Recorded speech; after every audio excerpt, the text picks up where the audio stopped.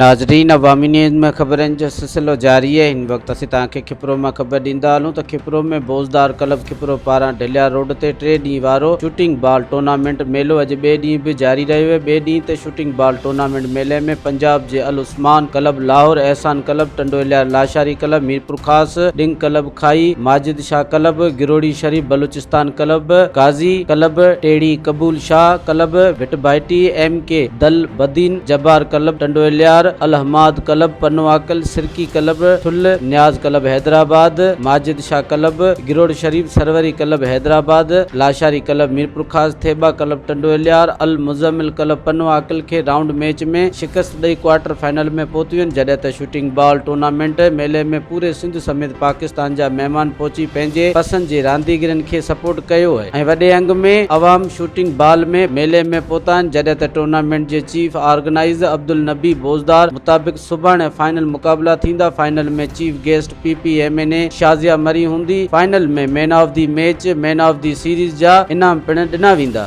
शुरू खां हाल पाकिस्तान खेॾंदा आहियूं टूर्नामेंटूं ऐं माशाल्लाह टूर्नामेंट में ॿियो सां हलाईंदा आहियूं ऐं ज़बरदस्त टूर्नामेंट आहे।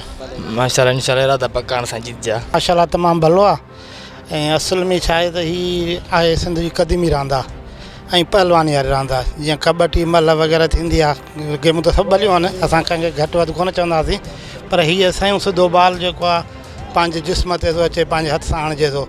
जीअं क्रिकेट में बैट वग़ैरह थींदी आहे या बैडमिंटन में रैकेट वग़ैरह आहिनि, उन करे ॿियो इहो आहे त असांजा काफ़ी जेके आहिनि खिलाड़ी हज़रात आहिनि उहे बेरोज़गार आहिनि।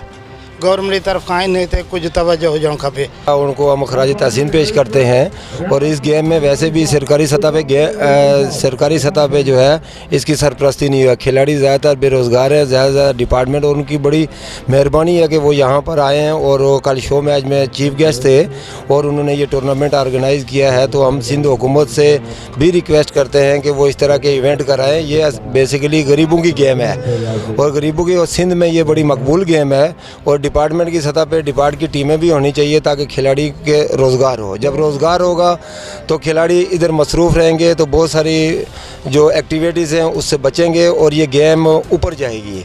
तो सबसे मेन जो इशू है वो खिलाड़ियों की रोज़गार का है।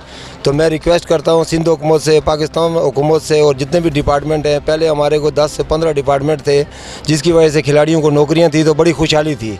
तो बस इसी पे मैं और इम्तियाज़ शाह साहब का मैं शुक्रिया अदा करता हूँ कि उन्होंने ये प्रोग्राम ऑर्गेनाइज़ कराया और यहाँ पर आए और वो चीफ गेस्ट थे। तो इंशाल्लाह खिलाड़ी अच्छा खेल दिखाएंगे। तमाम खुशी थी असांखे अवामी न्यूज़ असांखे यादि कयो ऐं पंहिंजो क़ीमती टाइम कढी आया। साईं असांजा मसला असल में छा आहे त ही नौजवान तबिको जेको आहे गेम त करे पियो पर उनखे थोरो का फैसिलिटीज़ कान्हे का मसइलो को। अॻे त असां वटि डिपार्टमेंट वग़ैरह हूंदा हुया, उन में असांखे चांसिस मिलंदा हुआ।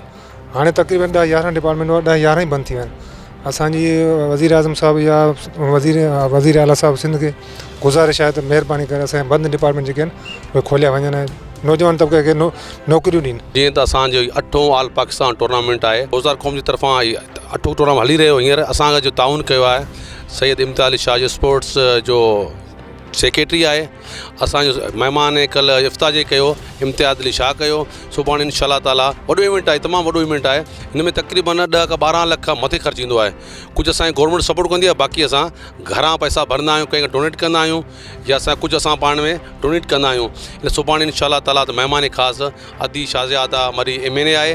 इंशाअल्लाह सुभाणे ईंदी। इहो इवेंट जेको आहे तमामु सभिनी खे पसंदि रांदूं जेके आहिनि सिहत लाइ तमामु ज़रूरी आहिनि। तमामु सुठी रांदि आहे। जेकॾहिं हर नौजवान हिन पासे लाड़ो करे त आउं सम्झां थो सिहत जे हवाले सां तमामु भली रांदि आहे। मुश्किलात इहा आहे जो हिन में थोरो बॉल इहा हार्ड आहे, हथनि में लॻे थो, उन करे नवां जेके रांदीगर जेके अचण लाइ इन करे तैयार कोन आहिनि। थोरो हार्ड बॉल आहे, सख़्तु बॉल आहे, इन खां लाराईंदा। मज़ीद खबरों और तफसीलात के लिए विजिट करें हमारी वेबसाइट www.awamiNewsHD.com।